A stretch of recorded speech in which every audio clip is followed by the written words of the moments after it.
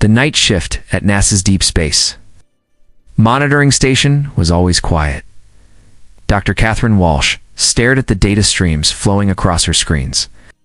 Sipping cold coffee from a metal thermos, something caught her eye, a blip, then another. She leaned forward, adjusting her glasses. "Hey, can someone verify these readings?" she called out across the control room. "I'm seeing signal loss from Deep Space Probe 7. Two other technicians rolled their chairs over. The main screen lit up with a cascade of warning indicators. More probes were going dark, one after another, like lights being switched off in sequence. "This isn't normal interference," said Walsh, her fingers flying across the keyboard. "These are complete shutdowns. Probes aren't just quiet, they're gone." The emergency line buzzed. Commander Jack Hudson's face appeared on the video feed, his expression grim. "Dr. Walsh, we're seeing similar patterns at other stations. What's your assessment?" "Something's taking out our deep space network, sir. Whatever it is, it's massive, and it's moving fast." Walsh pulled up a 3D map of the solar system. Red dots marked each disabled probe, forming a clear pattern. "The disruption is heading straight toward Earth." Hudson's jaw tightened. "How long?" "At current speed, 72 hours until they reach Mars orbit." Walsh zoomed in on the readings. "Sir, these energy signatures, they're like nothing we've ever seen. But they're structured, deliberate." "Military?" Hudson asked. "Definitely. We're looking at a fleet. Hundreds of ships, maybe more."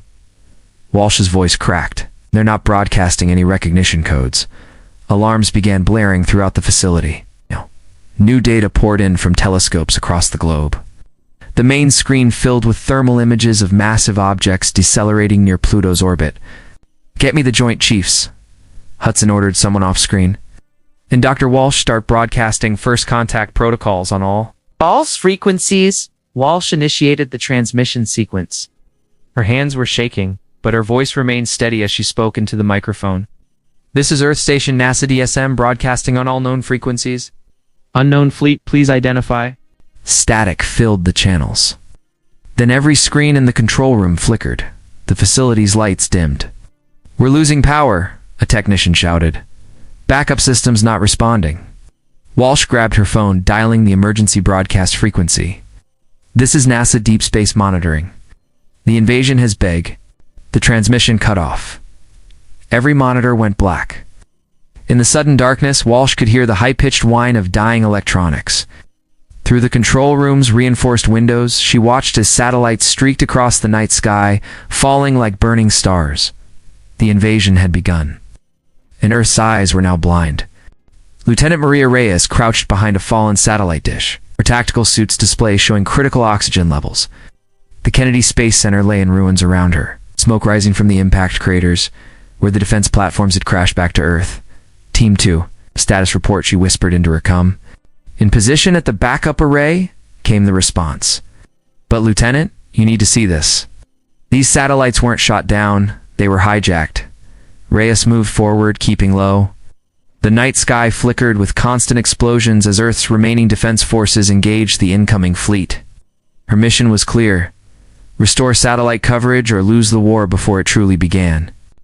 Through her scope, she spotted movement near the main control tower. Soldiers in unfamiliar uniforms, but definitely human. Their gear was advanced to advanced. She zoomed in on their insignias. An Earth symbol, but wrong somehow, inverted. Her cum crackled.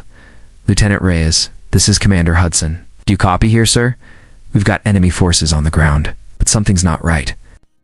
"Get to the broadcast center," Hudson ordered. Dr. Walsh decoded part of their transmission. "You need to hear this." Reyes signaled her team forward.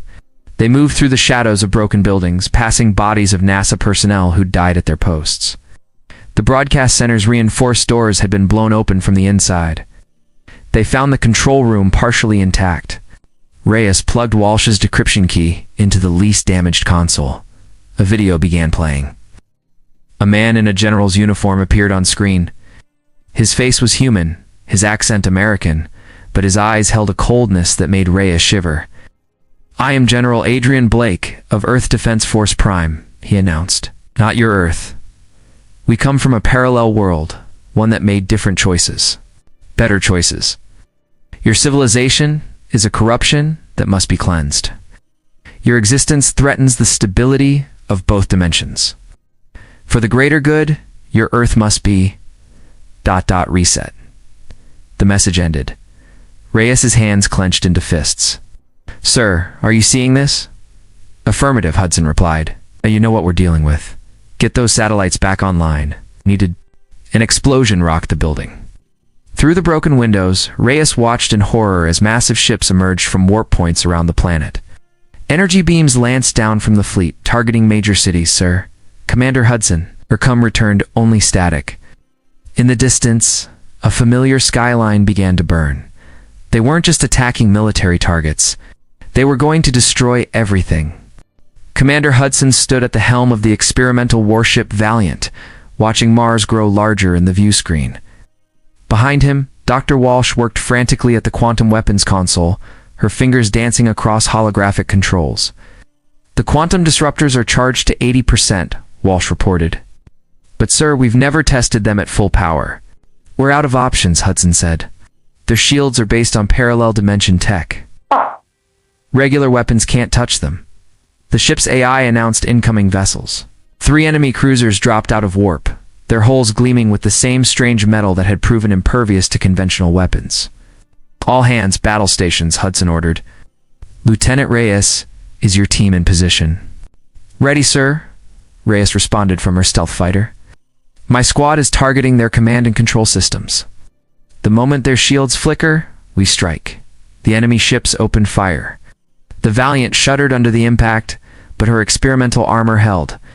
Hudson watched the tactical display as Reyes's fighters circled the enemy formation, waiting for their chance. Quantum weapons at full charge, Walsh announced.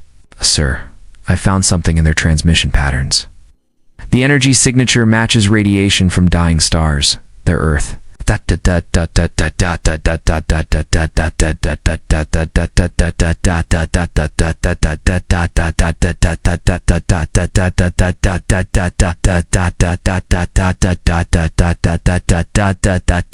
Hudson's eyes narrowed.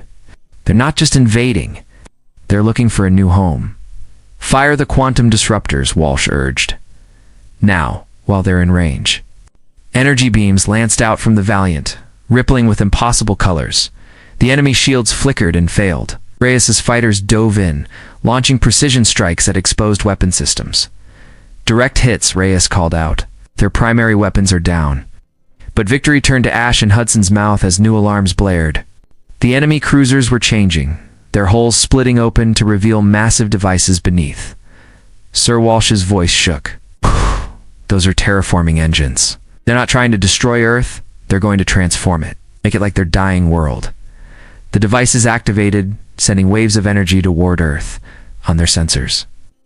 They watched the atmosphere begin to change. Can we stop it? Hudson demanded. Not from here, Walsh said.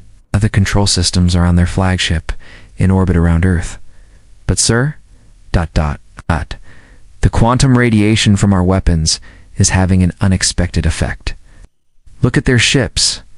The enemy cruisers were becoming transparent, phasing between dimensions. In trying to save Earth, they had discovered the invaders' greatest weakness and possibly doomed both worlds in the process. The Valiant's hull groaned as Hudson pushed it beyond safety limits, racing back to Earth. The planet below was barely recognizable, its atmosphere taking on a sickly purple hue from the terraforming process. Their flagship is directly above New York, Walsh said, her voice tight with exhaustion. The terraforming control center is in their engineering deck. But sir, I found out why they chose our Earth. Their dimension is 30 years ahead of ours. They've seen what happens. Hudson gripped his command chair as enemy fire rocked the ship. What happens? The supernova was just the beginning. Their dimension is collapsing. They're not just refugees. They're running from the end of reality itself. Lieutenant Reyes's voice cut through the command channel. Sir, my team is in position for boarding action. We can reach the control center, but we'll need a distraction.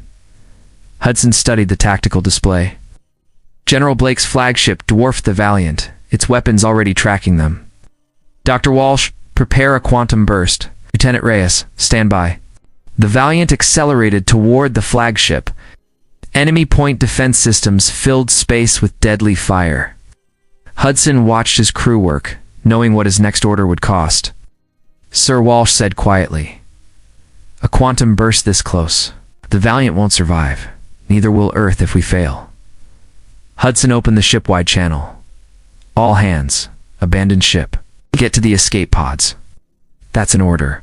Walsh stood her ground. "With respect, sir, you'll need someone to calibrate the burst." Before Hudson could respond, General Blake's face appeared on their screen. "Commander Hudson, your resistance is admirable, but futile. Surrender now, and your crew can live to see the new world we'll create." "New world," Hudson spat. "You're killing billions." "To save trillions across dimensions," Blake countered. "The collapse is spreading. Every Earth will die unless we act. We chose your dimension because you're strong enough to survive the change." The Valiant shuddered. It caught in the flagship's tractor beam. Hudson saw Reyes's team moving into position, their stealth suits barely visible against the flagship's hull. "Ow, Dr. Walsh." The quantum burst exploded outward, tearing holes in reality itself. The flagship's shields failed. Reyes's team breached the hull, fighting their way toward engineering. But as the Valiant began to break apart, Hudson saw something impossible on his sensors. The quantum radiation wasn't just affecting their dimension. Through the growing rifts in space-time, he could see other Earths, other versions of this same battle. And in every single one, they lost. Hudson pulled himself through the wreckage of the Valiant, his suit's oxygen running low. The quantum burst had torn holes in both ships, creating corridors of twisted metal where multiple realities bled together. Through the gaps, he could see versions of himself making different choices, fighting different battles. "Lieutenant Reyes, status." He called into his com. "We've reached the terraforming controls," she responded between bursts of gunfire. "But sir, Dr. Walsh was right. These readings. ... Their dimension is pulling ours apart. The terraforming isn't just changing Earth, it's merging our realities." Hudson pushed forward, following the sound of battle. He found General Blake in the flagship's shattered bridge, blood running down his face, still gripping his command console. "You don't understand," Blake said, coughing.